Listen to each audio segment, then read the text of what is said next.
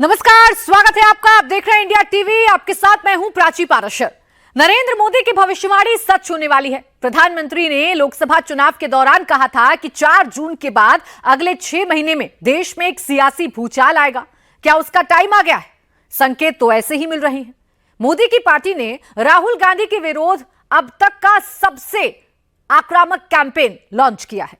BJP के मंच से राहुल गांधी को गद्दार कहा गया। संसद के दोनों सदनों में राहुल गांधी के खिलाफ मोर्चा खोला गया। लेकिन यह तो बस शुरुआत है। निर्णायक युद्ध का सबसे भीषण वार अभी होने वाला है। राहुल के संगी साथी धीरे धीरे बिछुड़ने लगे हैं। ऐसा भी समय आएगा जब राहुल को डिफेंड करने के लिए कोई भी आगे नहीं आएगा। सूत्रों से जो खबरें छन छन कर आ रही हैं, उससे लगता है कि राहुल को पेटी बांध लेनी चाहिए, क्योंकि उनके लिए मौसम बिगड़ने वाला है। क्या नरेंद्र मोदी का सबसे निर्णायक युद्ध शुरू हो गया है? क्या मोदी का निर्णायक युद्ध राहुल गांधी के विरुद्ध है? मोदी के पास जब 282 की स्ट्रेंथ थी, तब जो काम मोदी ने नहीं किया, मोदी के पास जब 303 की पावर थी, तब जो युद्ध मोदी ने नहीं छेड़ा, क्या वो युद्ध नरेंद्र मोदी ने 240 की स्ट्रेंथ के साथ शुरू किया है? संकेत यही है कि मोदी ने युद्ध छेड़ दिया है।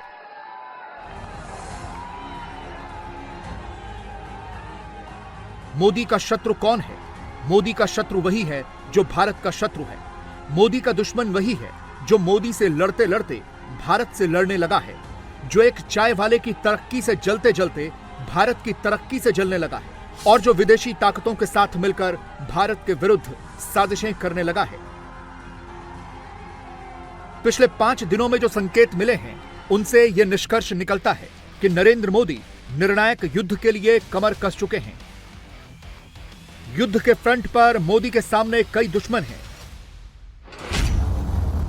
देश की बहुसंख्यक आबादी यानी हिंदुओं के दुश्मन, हिंदुस्तान की सनातन परंपरा के दुश्मन, भारत की कारोबारी तरक्की के दुश्मन, भारतीय उद्योगपतियों के दुश्मन, वो दुश्मन जो गरीबों को गरीब रखना चाहते हैं, जो अमीरों को हमेशा अमीर रखना चाहते हैं, जो पिछड़ों को हमेशा पिछड़ा रखना चाहते हैं, और जो दलितों को हमेशा दबाकर रखना चाहते हैं।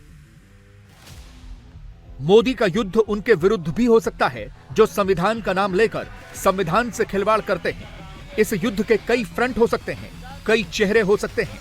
युद्ध कांग्रेस पार्टी के खिलाफ भी हो सकता है, जंग कांग्रेस के मित्र दलों के विरुद्ध भी हो सकती है।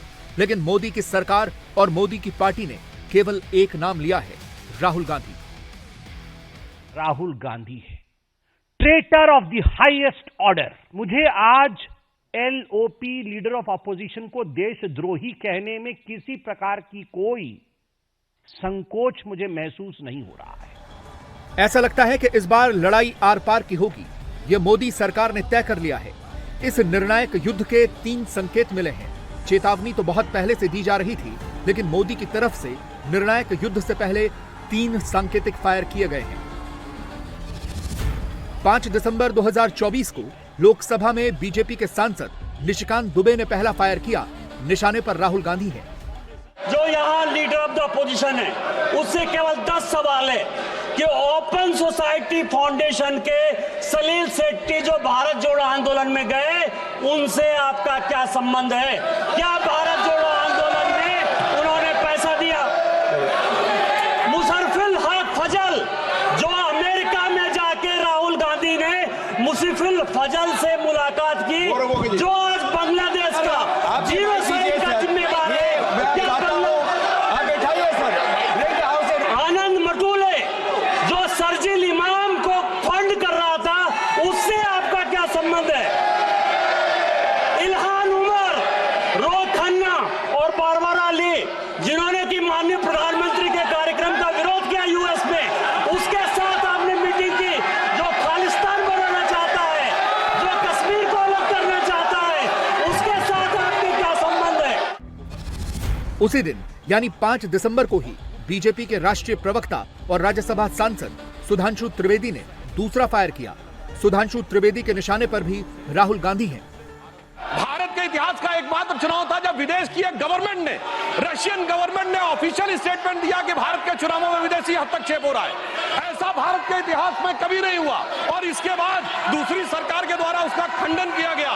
महोदय, मैं अपने विपक्ष के साथियों से पूछना चाहता हूं कि यह जान के हो रहा है या अनजाने में? अगर अनजाने में हो रहा है तो ईमानदारी से आइए और खुलकर चर्चा करिए। यदि जान के हो रहा है तो मैं अनुरोध करना चाहूंगा कि इसके ऊपर गहन जांच होनी चाहिए, क्योंकि निरंतर सभापति महोदय, मैंने कोई घटना कोट नहीं की है, मैंने केवल एक रिपोर्ट कोट नहीं की है, मैंने 3 वर्षों का सीक्वेंस दिया है और जो सदन में बैठा हुआ हर व्यक्ति इसके साथ अपने साथ बिल्कुल साफ साफ उसे देख सकता है। श्री नरेंद्र मोदी जी के नेतृत्व में जिस प्रकार से आगे बढ़ रहे हैं, ये मत सोचें कि विदेश से किसी चीज का आज प्रभाव पड़ने वाला। आज भारत अपने स्वाभिमान के साथ आगे बढ़ रहा है। मैं उन लोगों के लिए कहना चाहूंगा, सर, जो विदेश में जाकर यहाँ विचार करते हैं, जो कहते हैं डिफेंडर्स ऑफ डेमोक्रेसी यहाँ क्यों नहीं कर रहे हैं? सर, डिफेंडर्स ऑफ डेमोक्रेसी जिनको कहते थे वो प्रधानमंत्री जी की तारीफ कर रहे हैं। इन सबसे तीखा वार, सबसे मारक प्रहार बीजेपी प्रवक्ता संबित पात्रा ने पार्टी के मंच से किया। संबित पात्रा ने राहुल गांधी को सीधे सीधे गद्दार कह दिया, उच्च कोटि का गद्दार। और ये जो त्रिकोण है, इसमें एक तरफ अमेरिका में बैठे जॉर्ज सोरोस, उनकी फाउंडेशन है, कुछ अमेरिका की एजेंसीज भी हैं। त्रिकोण के एक बहुत बड़ी न्यूज पोर्टल है जिसका नाम OCCRP, organised crime and corruption reporting project, जिसके विषय में आप सब पत्रकार हैं, आप सभी जानते हैं, वह है। और त्रिकोण के जो आखिरी कोने में, जो सबसे महत्वपूर्ण कोना जो हिंदुस्तान से संबंध रखता है, उस कोने में राहुल गांधी है, traitor of the highest order. और आज जब मैं ये शब्द प्रयोग कर रहा हूं तो मुझे किसी प्रकार का भी भय नहीं है। मुझे आज LOP, लीडर ऑफ अपोजिशन, को देशद्रोही कहने में किसी प्रकार की कोई संकोच मुझे महसूस नहीं हो रहा है। आने वाले दिन राहुल गांधी के लिए बहुत कठिनाई वाले हो सकते हैं। 4 जून 2024 को जब लोकसभा चुनाव के नतीजे आए थे, तब यह धारणा बन गई थी कि नरेंद्र मोदी का करिश्मा खत्म हो गया है। यह नैरेटिव बिल्ड में सबसे आगे राहुल गांधी थे। तो जो कॉन्फिडेंस इनकी थी पहले, वो अब खत्म हो गई है। नरेंद्र मोदी जी को की जो साइकोलॉजी है, उसको हमने तोड़ दिया है।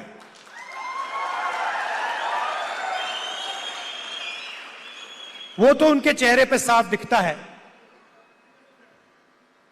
कि जो पहले नरेंद्र मोदी थे वो नहीं रहे। लेकिन 4 जून 2024 के बाद जो चुनाव हुए और उन चुनावों में बीजेपी को जैसा समर्थन मिला, उससे मोदी के कमजोर होने वाला नैरेटिव खंड खंड हो गया। मोदी हरियाणा जीते, धूम धड़ाके के साथ जीते, और महाराष्ट्र में तो ऐसी जीत मिली जैसी जीत पहले कभी नहीं मिली थी।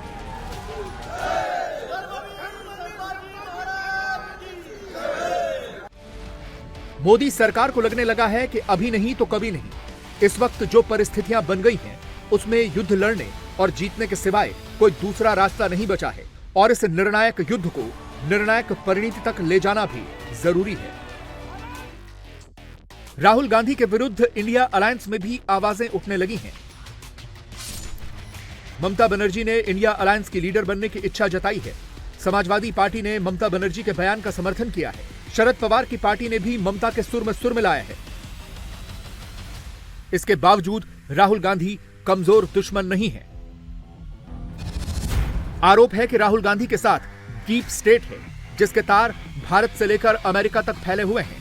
राहुल के साथ करोड़ों अरबों की फंडिंग करने वाली संस्थाएं हैं।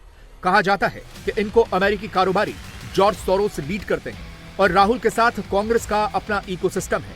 राहुल के साथ युद्ध का मतलब इन सब से एक साथ युद्ध छेड़ना। ये दो बदन है, आत्मा एक है। ये OCCRP और राहुल गांधी दो बदन है, आत्मा एक है। वैसे तो बदन दो और एक वाला विषय तो जॉर्ज सोरोस के साथ है। ऑर्गेनाइजेशन आत्मा है। जॉर्ज सोरोस और राहुल गांधी ये एक ही हैं। राहुल ही जॉर्ज है, राहुल ही जॉर्ज है, और जॉर्ज का एजेंडा ही राहुल का एजेंडा है। जो सोरोस चाहता है वही राहुल चाहते हैं। सोरोस भारत का अमंगल चाहता है, अहित चाहता है। राहुल गांधी भी भारतवर्ष का अमंगल और अहित चाहते हैं। बीजेपी बता रही है कि नरेंद्र मोदी के विरुद्ध एक त्रिकोण काम कर रहा है। इस त्रिकोण के एक कोने पर डीप स्टेट है, त्रिकोण के दूसरे कोने पर जॉर्ज सोरोस और उनका ओसीसी-आरपी है, और त्रिकोण के तीसरे कोने पर खुद राहुल गांधी है। इस त्रिकोण ने नरेंद्र मोदी को कमजोर करने के लिए 2024 के लोकसभा चुनावों में अधिकतम ताकत लगा दी। फिर भी वो मोदी को सत्ता में आने से नहीं रोक पाए, लेकिन बीजेपी की सीटें जरूर घटा दी। मोदी की ताकत 303 से घटकर 240 पर आ गई। 4 जून को नरेंद्र मोदी कमजोर हो गए, ऐसा समझकर इस त्रिकोण ने कई काम शुरू किए। आरोपों के मुताबिक डीप स्टेट ने बांग्लादेश में तख्ता पलट करवाया, बांग्लादेश में हिंदुओं पर अत्याचार शुरू हुआ। इसी दौरान अमेरिका की एक अदालत में अमेरिकी सरकार के अटॉर्नी ने अदानी ग्रुप के खिलाफ रिपोर्ट लगा दी। ये सब करके राहुल गांधी के लिए मौके बनाए गए, जिससे राहुल गांधी को मोदी के खिलाफ हमले का मौका मिल सके।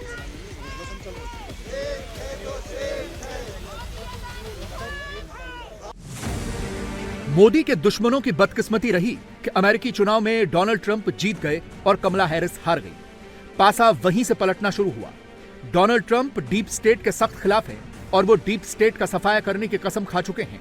इसीलिए डीप स्टेट डेस्परेट होकर ट्रंप के लिए मुश्किलें पैदा कर रहा है। अमेरिकी चुनाव के बाद रूस यूक्रेन युद्ध को भड़का देना डीप स्टेट के एक्टर्स का ही कमाल है। मिडिल ईस्ट में इजराइल और हिजबुल्लाह के बीच सीज फायर इसलिए हो पाया क्योंकि ट्रंप वहां डीप स्टेट पर भारी पड़े। मगर बांग्लादेश में डीप स्टेट के एजेंट्स एक्टिव हैं। हाल के दिनों में मोदी की सबसे बड़ी परीक्षा बांग्लादेश में ली जा रही है। बांग्लादेश में तख्ता पलट हुआ तो मोदी सरकार ने शेख हसीना को हिंदुस्तान की सरजमी पर पनाह दी। कुछ दिनों बाद बांग्लादेश में हिंदुओं का कत्लेआम शुरू हो गया। भारत सरकार ने बांग्लादेश की घटनाओं पर बहुत संयमित होकर प्रतिक्रिया दी, लेकिन अमेरिकी सरकार चुप रह गई। बाइडेन कुछ नहीं बोले, कमला हैरिस कुछ नहीं बोली, ह्यूमन राइट्स के स्वयंभू चैंपियन एक शब्द नहीं बोल पाए। ध्यान दीजिएगा, बांग्लादेश में हिंदुओं की हत्याओं पर और वहां के हिंदू मंदिरों पर हो रहे हमलों पर राहुल गांधी और उनका इकोसिस्टम भी खामोश है। दूसरी तरफ बीजेपी बढ़ चढ़कर यह मुद्दा उठा रही है। बांग्लादेशी हिंदुओं के कॉज को मोदी की पार्टी ने अपना कॉज बना लिया है। मोदी की पार्टी साफ साफ कह रही है कि हर हिंदू को बचाना है। एक रहेंगे तो सेफ रहेंगे और अगर बटेंगे तो कटेंगे। हर काम देश के नाम, हमारा हर कार्य देश के नाम होना चाहिए। हमारा व्यक्तिगत कोई अस्तित्व नहीं। हमारा देश सुरक्षित है तो हमारा धर्म भी सुरक्षित है। हमारा देश सुरक्षित है, हमारा धर्म भी सुरक्षित है। हमारा धर्म सुरक्षित है, हम भी सुरक्षित हैं। नरेंद्र मोदी की कोशिश थी कि आर पार के हालात न बने। जिस तरह भगवान श्री कृष्ण शिशुपाल की गालियां गिन रहे थे, उसी तरह मोदी भी इकोसिस्टम की गालियों की गिनती कर रहे थे। गालियों की सीमा क्रॉस कर गई तो जवाब देने का समय आ गया। राहुल गांधी की मुश्किल उनके अपने संगी साथी भी बढ़ा रहे हैं। ममता बनर्जी को कांग्रेस की लीडरशिप पर भरोसा नहीं है। ममता इंडिया अलायंस की कमान अपने हाथ में संभालना चाहती है। यूपी के संभल की घटनाओं के बाद समाजवादी पार्टी के अखिलेश यादव भी राहुल गांधी से दूरी बना रहे हैं। महाराष्ट्र विधानसभा चुनाव हारने के बाद शरद पवार की पार्टी को भी राहुल की लीडरशिप पर संदेह हो रहा है। महाराष्ट्र में सपा के नेता अबू आजमी ने महाविकास अघाड़ी से नाता तोड़ लिया है। ये सब अपमान तो हुआ है, लेकिन वो अपमान हमने बर्दाश्त किया है देश के सेकुलरिज्म के लिए। हम अभी तक बर्दाश्त करते रहे, हमें कोई फ़र्क नहीं पड़ता, क्योंकि हम यहाँ छोटी पार्टी हैं। हम यहाँ टिकट देने वाले नहीं, टिकट लेने वाले हैं। यूपी में हम ये बर्दाश्त नहीं कर सकते। यूपी में हम बड़ी पार्टी हैं, हम उनको टिकट देने वाले हैं, उनको मीटिंग बुला के बिठाने वाले हैं। लेकिन अभी जब ये बात हो गई बिल्कुल खुल करके कि बाबरी मस्जिद को तोड़ने वाले, शहीद करने वालों को उनको स्वागत क्या कर रहे हैं, उनको अभिनंदन कर रहे हैं, उनको मुबारकबाद दे रहे हैं, तो फिर हम कैसे साथ रह सकते हैं? इस मुद्दे पर हम अलग हुए हैं। लेकिन जब महाविकास आघाड़ी बनी थी तो वो कॉमन मिनिमम प्रोग्राम पर बनी थी। मुझे तो नहीं मालूम कौन सा कॉमन मिनिमम प्रोग्राम है, हमारे से तो कोई लिया ही नहीं गया था। लेकिन अगर उसमें ये इशू है कि बाबरी मस्जिद शहीद होना की तारीफ की जाएगी, तो मैं समझता हूँ कांग्रेस और राष्ट्रवादी को भी सोचना चाहिए कि क्या ऐसे इश्यूज भी इसमें ले सकते हैं क्या? हम तो नहीं रह सकते साथ में, उनको रहना हो रहे हैं। राहुल गांधी के साथ न हिंदू जुड़ रहे हैं न मुसलमान जुड़ रहे हैं, और तो और जिन संगी साथियों पर राहुल को गुमान हो रहा था वो भी साथ छोड़ रहे हैं। राहुल के साथ अब उन्हीं लोगों की सहानुभूति है जो न हिंदुओं को समझते हैं न हिंदुत्व को समझते हैं। हिंदुत्व और हिंदुइज्म में बहुत फर्क है। हिंदुत्व वो नफरत वाली फिलॉसफी है जो सरवारकर यहाँ इंडिया में फैलाते थे इन द 40s, वे ही यूज्ड टू से कि हम यहाँ एक हेजेमनी एस्टैब्लिश करेंगे हिंदूज की, और वो फिलॉसफी ये कहती है कि India is only of the Hindus and for the Hindus. तो हिंदुत्व और हिंदुइज्म में बहुत अंतर है। Hinduism like Islam is a religion that promotes secularism, that promotes love and compassion, so let's not deliberately distort it. और जो मैंने बोला, मैं डंके की चोट पे कहती हूँ कि आजकल जय श्री राम, जिस आप राम राज्य की बात करते थे वो राम राज्य का नहीं है। Jai Shri Ram is a slogan that's been associated with lynchings. जब आपको किसी मुसलमान बच्चे की पिटाई करनी है, आप ये स्लोगन यूज करके उसकी पिटाई कर रहे हैं। सो इट्स वेरी शेमफुल कि हिंदुइज्म जो रिलीजन है आप उसको डिस्टॉर्ट कर रहे हैं। और मैंने हिंदुत्व को क्रिटिसाइज किया, और मैं डंके की चोट पे कहती हूँ कि हिंदुत्व एक बीमारी है। बीजेपी के राष्ट्रीय प्रवक्ता संबित पात्रा ने राहुल गांधी को गद्दार कहा तो कांग्रेस को बहुत तेज मिर्ची लगी। जो लोग जवाहरलाल नेहरू जिन्होंने 13 साल आजादी की लड़ाई में जेल में काटे, उनको देशद्रोही कह सकते हैं। जो इंदिरा जी को देशद्रोही कह सकते हैं, जिन्होंने पाकिस्तान को के 2 टुकड़े किए, जो शहीद हुई इस देश के लिए। जो राजीव जी को देशद्रोही कह सकते हैं।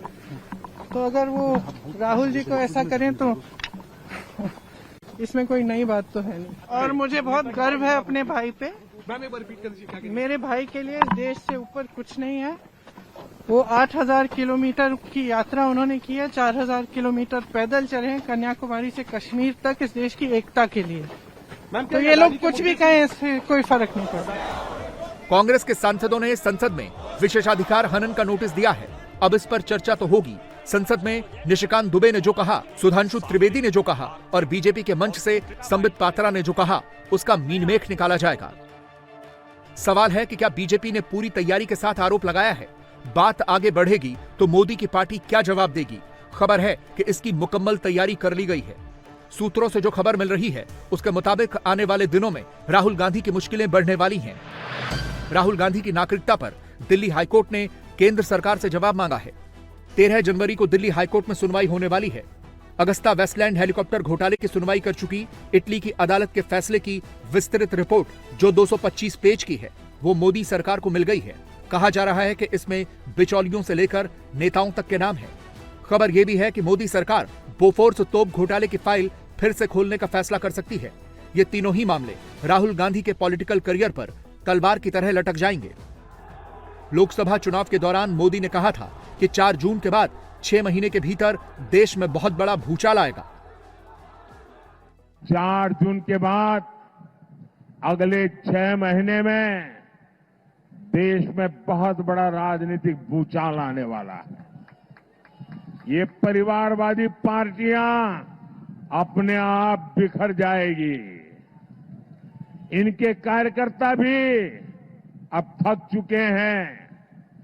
वो भी देख रहे हैं कि देश किधर जा रहा है और ये पार्टियां किधर जा रही है। 30 मई को पश्चिम बंगाल में दिए गए इस बयान का मतलब तब लोगों को समझ में नहीं आया था, लेकिन अगस्ता वेस्टलैंड और बोफोर्स तोप सौदे की फाइल फिर से खुलेगी तो भूचाल आना तय है। कुल मिलाकर कहें तो मोदी ने तय कर लिया है कि याचना नहीं, रण होगा, संघर्ष बड़ा भीषण होगा। 4 जून के बाद मोदी के दुश्मनों ने सोचा था कि मोदी के काम करने का तरीका बदल जाएगा। मोदी को 240 सीटें मिली तो दुश्मनों ने सोच लिया कि मोदी की धार कुंद पड़ जाएगी, लेकिन हकीकत में उल्टा हो रहा है। 303 सीटें लेकर मोदी जिस तरह काम कर रहे थे उससे कहीं ज्यादा आक्रामक ढंग से, कहीं ज्यादा प्रभावी ढंग से मोदी ने काम शुरू कर दिया है। आने वाला नया साल 2025 नए नए बदलाव लेकर आने वाला है। वक्फ बिल पर चाहे जितना शोर हो जाए, बजट सत्र तक इसे पार कराने के लिए सरकार ने कमर कस रखी है। इसके अलावा भी कई और काम हैं जिनको अब तक नामुमकिन समझा जाता था, वो भी मुमकिन लगेंगे। बस इंतजार कीजिए और तमाशा देखिए। योगी आदित्यनाथ ने आज हिंदुत्व पर बहुत बड़ी बात कह दी। पूजा पद्धति और ईष्ट पर भी नई लाइन खींच दी। योगी के लिए नया साल सबसे खास है। पिछली जनवरी से इस जनवरी के बीच योगी आदित्यनाथ ने ऐसा क्या किया और आगे क्या करने वाले हैं जिससे 2027 में जीत पक्की मान ली जाए। योगी अयोध्या, काशी और प्रयागराज के चक्कर बार बार क्यों लगा रहे हैं? संभल संभल चिल्लाने वाले अखिलेश अचानक किसान किसान क्यों करने लगे हैं? क्या योगी के हिंदुत्व ने बाकी सभी नैरेटिव को फेल कर दिया है? फुल डिटेल इस रिपोर्ट में।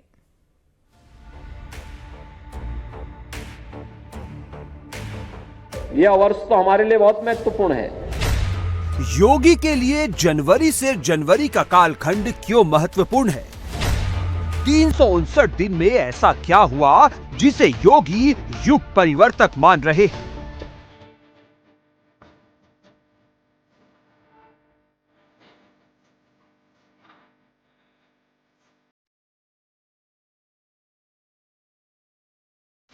तेईस दिन बाद 13 जनवरी से सनातनियों का सबसे बड़ा मेला महाकुंभ शुरू होने जा रहा है। पिछले साल 22 जनवरी को 500 साल बाद अयोध्या में रामलला टेंट से भव्य मंदिर में विराजमान हुए थे। 22 जनवरी से 13 जनवरी के बीच 359 दिन में हिंदुत्व से सरोकार रखने वाली दो बड़ी घटनाएं हो रही हैं। 22 जनवरी इतिहास में दर्ज हो चुकी है। हम न हुई हो। सनातन की 3 बड़ी लड़ाइयां अभी यूपी में चल रही हैं। काशी की ज्ञानवापी, मथुरा का श्री कृष्ण मंदिर और संभल का हरिहर मंदिर, जिन्हें 500 साल पहले खंडित करने का दुस्साहस किया गया था। 2025 में योगी आदित्यनाथ की सरकार में ये झगड़े भी सुलझ सकते हैं, बशर्ते हिंदू एकजुट रहे। हिंदू एकजुट कैसे रहेगा जब धर्म का महत्व समझेगा, उपासना विधि के चक्कर में पड़कर झगड़े नहीं करेगा, जात पात में बांटने वालों की साजिश को समझेगा। योगी ने कानपुर में हिंदू की परिभाषा को भी विस्तार दिया। मंदिर जाने वाला भी हिंदू, मंदिर नहीं जाने वाला भी हिंदू, जिसकी उपासना विधि अलग वो भी हिंदू। योगी धर्म का जो मार्ग बता रहे हैं उसमें हिंदू मुसलमान सब शामिल है। यही लाइन तो आरएसएस की भी है।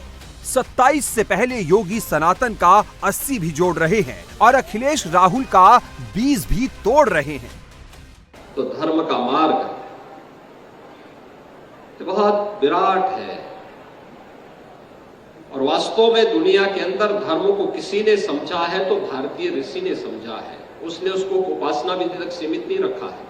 भारत के अंदर किसी भी ऋषि ने यह नहीं कहा कि जो मैं कह रहा हूं वही सत्य है, कभी नहीं कहा।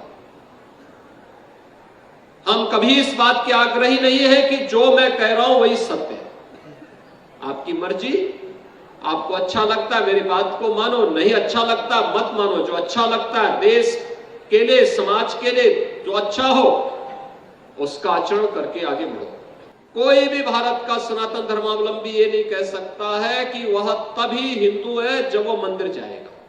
जो जाएगा वह भी है, जो नहीं जाएगा वह भी है। योगी के हिंदुत्व में हिंदू, सिख, ईसाई, जैन सब शामिल हैं। पिछले एक हफ्ते में योगी गुरुद्वारा भी गए, मंदिर भी गए, संगम भी गए। आज नैमिषारण्य की बात की। नैमिषारण्य यूपी की राजधानी लखनऊ से 80 किलोमीटर दूर सीतापुर जिले में स्थित है। ये हिंदुओं का एक प्रसिद्ध तीर्थ स्थल है जहां योगी सरकार 800 करोड़ की विकास योजनाएं चला रही है। कहा जाता है 5000 साल पहले यही महर्षि वेदव्यास ने वेदों को लिपिबद्ध किया था। यह आवश्यक नहीं कि मैं वेदों को मानूं न मानूं, मैं शास्त्रों में विश्वास करूं न करूं, तब भी मेरा हिंदुइज्म कहीं बाहर नहीं जाने वाला मुझसे। वो मुझे तब भी जोड़ करके लेके चलता है। इतनी विराटता, इतनी विशालता, क्योंकि हमने धर्म को क्या कहा? धर्म क्या है? धर्म को हमने उपासना विधि तक सीमित नहीं किया, किसी एक इष्ट तक और किसी एक ग्रंथ तक सीमित नहीं किया। वेद तो दुनिया के सबसे प्राचीन ग्रंथ है। वेदों की परंपरा हजारों वर्षों की परंपरा है, सृष्टि के उद्भव के समय की परंपरा है। 2025 में योगी के लिए सनातन के वोट जोड़ने का सबसे बड़ा मौका महाकुंभ है, जो 12 साल बाद हो रहा है। योगी एक एक तैयारी को चेक कर रहे हैं। सुरक्षा से लेकर घाटों तक का कई बार जायजा लेने खुद प्रयागराज आ चुके हैं। महाकुंभ 13 जनवरी से शुरू हो रहा है, लेकिन योगी एक महीना पहले ही 13 दिसंबर को महाकुंभ मेला क्षेत्र तैयार करा देंगे। भव्य दिव्य कुंभ की तैयारी में कोई अड़चन ना पड़े, इसलिए महाकुंभ मेला क्षेत्र को एक अलग जिला ही बना दिया है। उत्तर प्रदेश में अब 75 नहीं 76 जिले हैं। एक नया जिला बनाया गया है कुंभ नगरी को। कुंभ क्षेत्र जो 63,000 हेक्टेयर की जमीन पे फैला हुआ है, वो उत्तर प्रदेश का अब नया जिला है। योगी सरकार ने ये ऐलान किया कि जब तक कुंभ चलेगा तब तक ये जिला अस्थायी जिला के तौर पे रहेगा और कुंभ जो क्षेत्र है उसमें समय जो काम है कंस्ट्रक्शन का वो जोरों शोरों से चल रहा है। अस्थायी पुल बनाए जा रहे हैं ताकि जब यहाँ पे 40 करोड़ लोग आए दर्शन के लिए तो कोई भी असुविधा ना हो। इस समय जो त्रिवेणी संगम है, घाट के सौंदर्यीकरण का काम सबसे तेजी से किया जा रहा है। जेसीबी मशीन्स लगाई गई हैं ताकि पूरे घाट को समतल कर लिया जाए। हर एक पिलर पे सीसीटीवी कैमरा लगाए गए हैं। लगभग जो प्रयागराज कुंभ क्षेत्र है वहां पे 2400 कैमरा लगाए गए हैं, जिन्हें 300 एआई कैमरा से कनेक्ट किया गया है। ये डिटेक्ट करेंगे कि कहां पे भीड़ है, तुरंत जो सिक्योरिटी फोर्स है उन्हें सिग्नल जाएगा और उस जगह में भीड़ को नियंत्रित किया जाएगा। महाकुंभ के लिए रेलवे ने भी अभूतपूर्व इंतजाम किए हैं। 1000 स्पेशल ट्रेनें चलाई जाएंगी। रेल मंत्री अश्विनी वैष्णव खुद प्रयागराज के फाफामऊ स्टेशन पहुंचे और रेलवे की तैयारियां देखी। प्लेटफॉर्म पर लगे बुक स्टॉल से उन्होंने 2 किताबें खरीदी और यूपीआई से पेमेंट किया। महाकुंभ के दौरान प्रयागराज और वाराणसी के बीच रेलवे 130 किलोमीटर प्रति घंटे की रफ्तार से ट्रेनें चलाएगा। पीएम मोदी खुद प्रयागराज वाराणसी रेल ट्रैक और गंगा रेल ब्रिज का उद्घाटन करेंगे। महाकुंभ में आने वाले जन सैलाब को देखते हुए रेलवे ने ट्रैक का दोहरीकरण किया है और कई ब्रिज बनाए हैं। आगे और पीछे दोनों तरफ इंजन लगेंगे, जिससे कि गाड़ी को रिवर्सल करने के लिए इंजन हटाना फिर वापस दूसरी तरफ इंजन लगाना वो समस्या नहीं रहेगी। 48 प्लेटफॉर्म फैसिलिटीज बनाई गई है। इसके कारण जो पिछले कुंभ में जहां 7000 गाड़ियां चली थी, इस बार उसे डबल करीब 13,000 गाड़ियां चल गई। अयोध्या जी में जब प्रभु श्री रामलला को विराजमान किया गया था, उस समय एक व्यवस्था की गई थी कलर कोडिंग की। कलर कोडिंग यहाँ पर महाकुंभ में भी, मान लो टिकट का कलर ब्लू है तो ब्लू कलर के टिकट से जो एनक्लोजर है, यहाँ पे विश्राम स्थल है, उसका भी कलर ब्लू हो और अंदर फिर चलने का जो रास्ता होगा उसमें भी ब्लू कलर में एरो लगी हुई दिखाई देगी। योगी के लिए 2025 में एक तरफ महाकुंभ को सफल बनाने की चुनौती है तो दूसरी तरफ किसान आंदोलन से भी निपटना है। 2025 के आगाज से पहले किसान आंदोलन फिर तेज हो रहा है। दिल्ली के बॉर्डर को जंग का मैदान बनाने की कोशिश की जा रही है।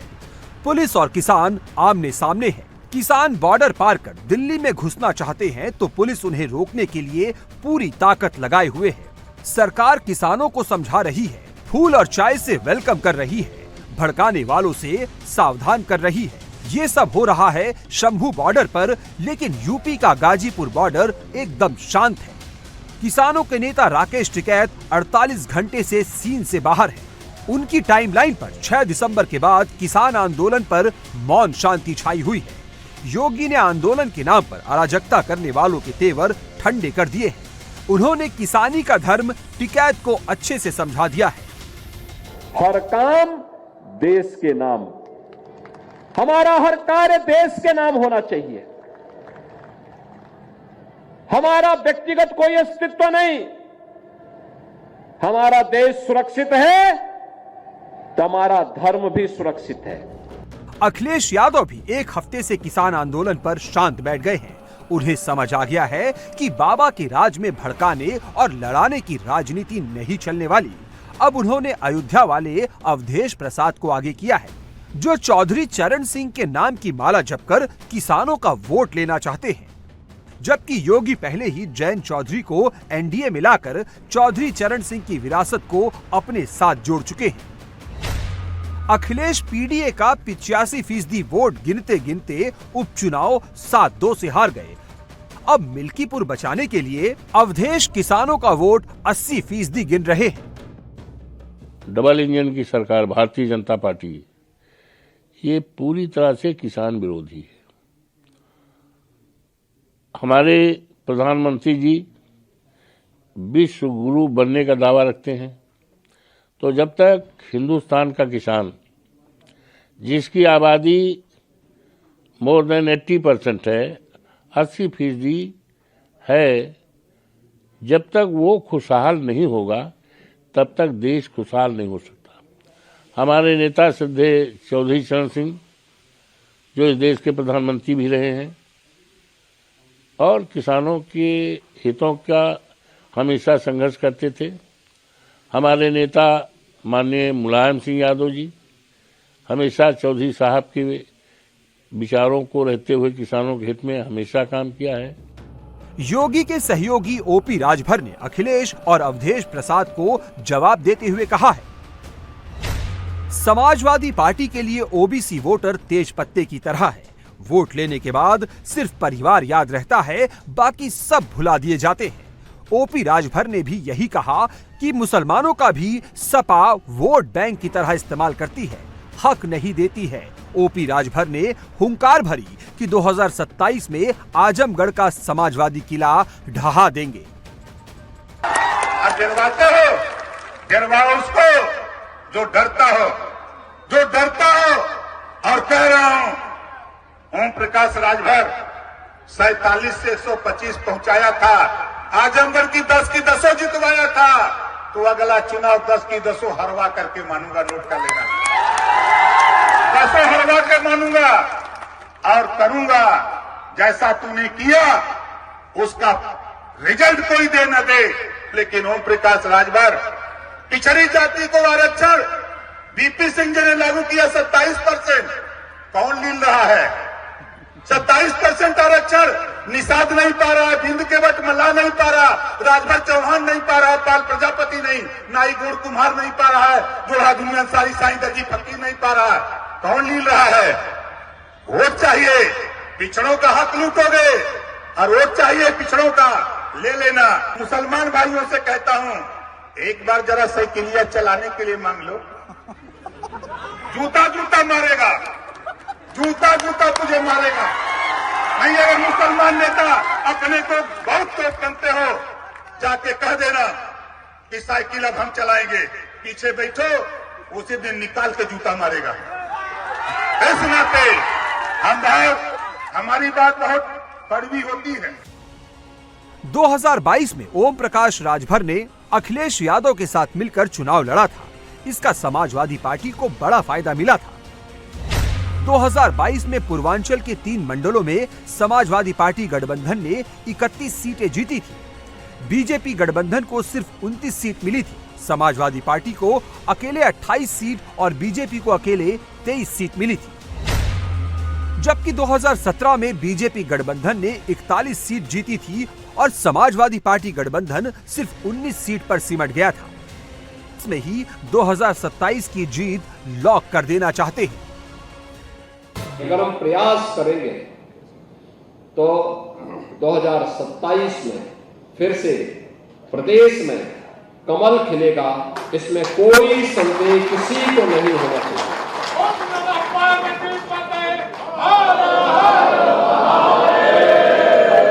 और हम लोगों को इस अभियान के साथ जुटना होगा। बहनों और भाइयों, अब समय नहीं है। अब तो आपको मान के चलना चाहिए कि उपचुनाव से हम लोगों को अब उस मोड़ की तरफ आगे बढ़ना है।